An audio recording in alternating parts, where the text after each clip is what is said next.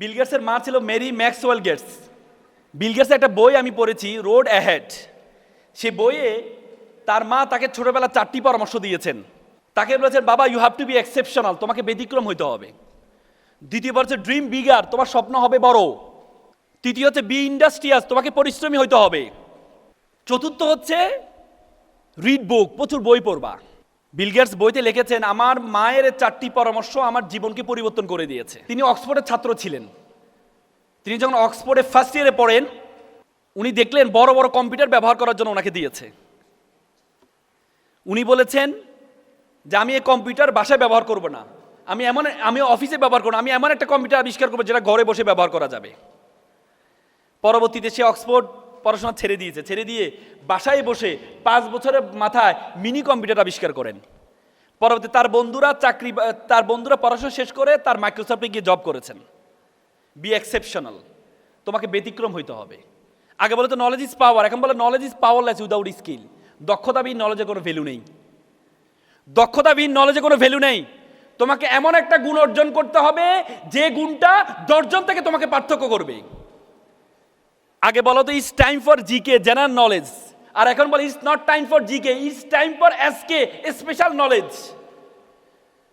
তোমাকে special knowledge gathering করতে হবে।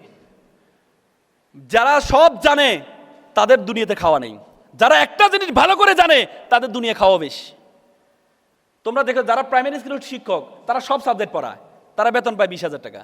আর কলেজে শিক্ষক পড়ায় 2-3 ঘন্টা একটা সাবজেক্টে পড়ায়, তাদের বেতন 50,000-60,000 টাকা।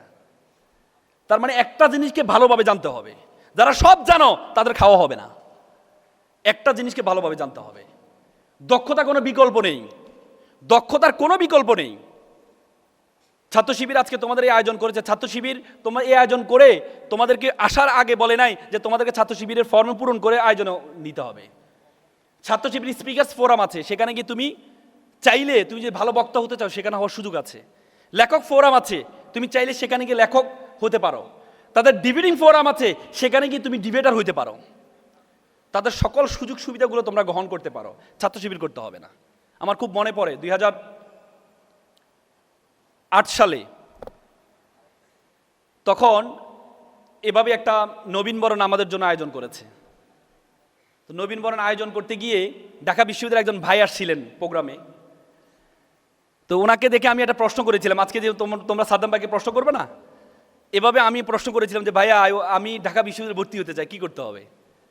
উনি সেদিন আমাকে একটা কথা বলছেন যে তুমি যে প্রতিষ্ঠানে পড়ো এটার পাশাপাশি আরেকটা প্রতিষ্ঠানে ভর্তি হও। তা আমি বললাম এক প্রতিষ্ঠানে পড়ছি আবার আরেক প্রতিষ্ঠানে পড়তে হবে। তো আমি প্রতিষ্ঠান নাম কি? বলেছে সে প্রতিষ্ঠান হচ্ছে বাংলাদেশ ইসলামী ছাত্র শিবির। তো ওনার কথাটা আমার বিশ্বাস মনে হয় না তখন, যে কি বলে। পরে দেখি সেদিন আমাদের জন্য কিছু কাগজ একটা ইংলিশ ফাউন্ডেশন কোর্স করাবে আমাদেরকে, কিছু কাগজ দিয়ে যাচ্ছে যে তোমরা চাইলে ইংলিশ ফাউন্ডেশন কোর্সটা করে ইংলিশে ভালো করতে পারো। এরপর একটা একাডেমিক কোচিং নিয়ে আসলো ছাত্র শিবির আমাদেরকে, যে একাডেমিক কোচিং ভর্তি হয় তুমি ইন্টারে এসএসসির মতো ইন্টার রেজাল্টটা ভালো করো। পরবর্তীতে ইন্টার শেষ করলাম, রেজাল্ট হলো। রেজাল্ট হওয়ার আগে ইন্টার শেষ হওয়ার সাথে সাথে আমাদেরকে বললো তুমি কি ডাক্তার হতে চাও, তাহলে তোমার জন্য রেটিনা কোচিং সেন্টার আছে। আর তুমি যদি বিশ্ববিদ্যালয়ে ভর্তি হতে চাও তাহলে তোমার জন্য ফোকাস আছে।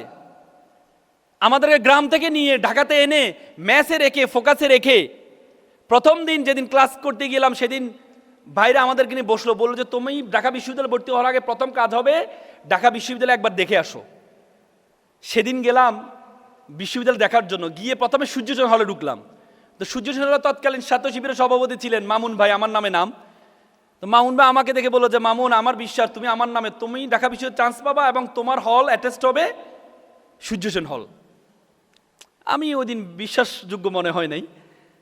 পরবর্তী আলহামদুলিল্লাহ 3 মাসে ওনারা যেভাবে কেয়ার করেছেন, 3 মাস পর আমি যে একটা গ্রাম থেকে আসছি, যখন ঢাকা শহরে আসলাম, ঢাকা শহরে যে শিক্ষা প্রতিষ্ঠানের ফার্স্ট বয় সেকেন্ড বয় তাদের পড়াশোনার অবস্থা দেখে খুব হতাশ, সারা রাত ধরে কান্না করতাম যে কি হবে, আমার দ্বারা কিছুই হবে না।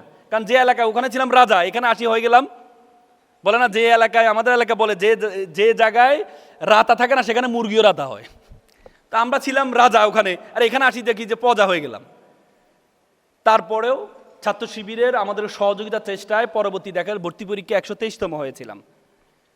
এটি বলার উদ্দেশ্য হচ্ছে, বিশ্বাস করো, বিলিভ অর নট, ছাত্র শিবির একটি রাজনীতি দল নয়, এটি একটি সেবামূলক একটা প্রতিষ্ঠান।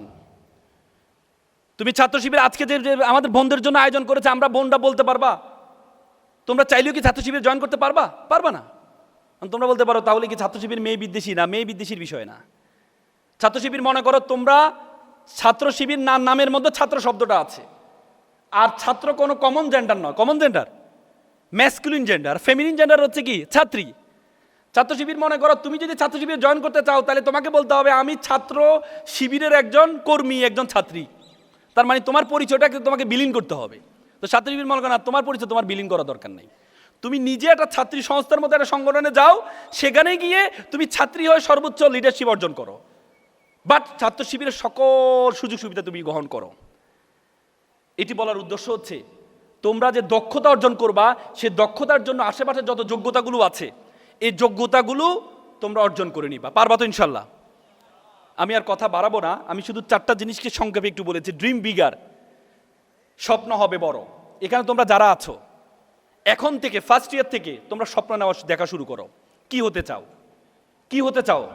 তুমি যে বিসিএস ক্যাডার হতে চাও, এখন থেকে একজন বিসিএস ক্যাডার বড় ভাই তোমাদের বিশ্ববিদ্যালয় অথবা যে কোনো বিশ্ববিদ্যালয়, একজন বড় ভাইকে বের করো, বের কর, তাকে মেন্টর বানাও, ফেসবুকে তাকে নক দাও। বোনরা তোমার একজন বোনকে নক দাও। এখন খুব সহজ মানুষকে সম্পর্ক তৈরি করা।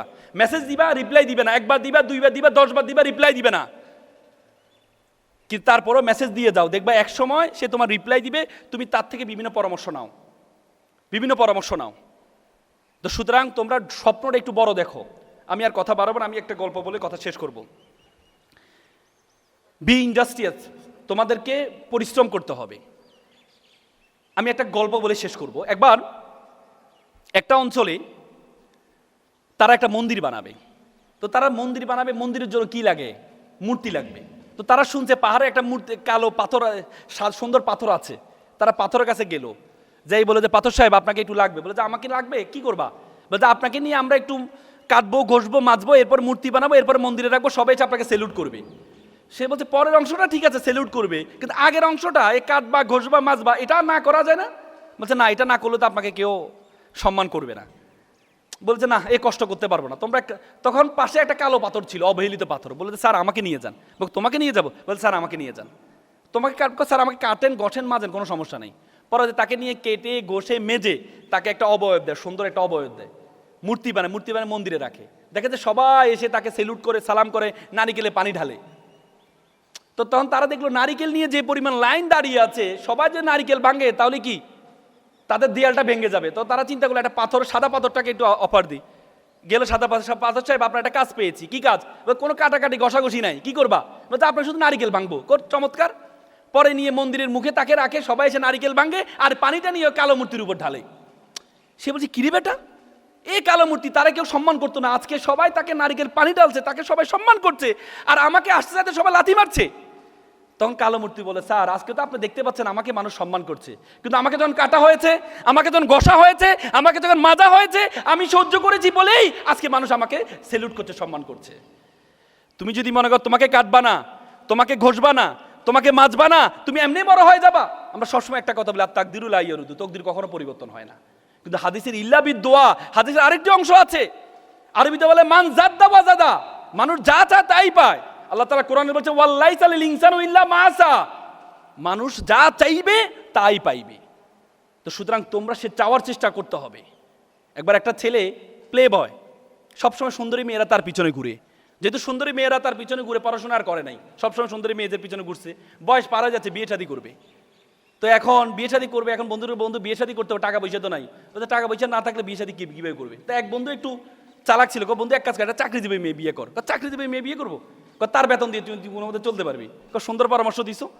পরবর্তীতে গিয়ে একটা মেয়ে দেখতে যাবে, বন্ধুদেরও ভাবছে সবসময় সুন্দরী মেয়েরা তার পিছনে ঘুরে, কোন সুন্দরী এক বিশ্ব সুন্দরীকে সে যাচ্ছে বিয়ে করার জন্য। পরে গিয়ে দেখেছে মেয়েটা কালো। বন্ধু মেয়ে তো কালো। যা বেটা, নদীর জল ঘোলা ভালো, জাতের মেয়ে কালো ভালো। একটু পরে দেখেছে মেয়েটা টেডা। বন্ধু মেয়ে তো টেডা।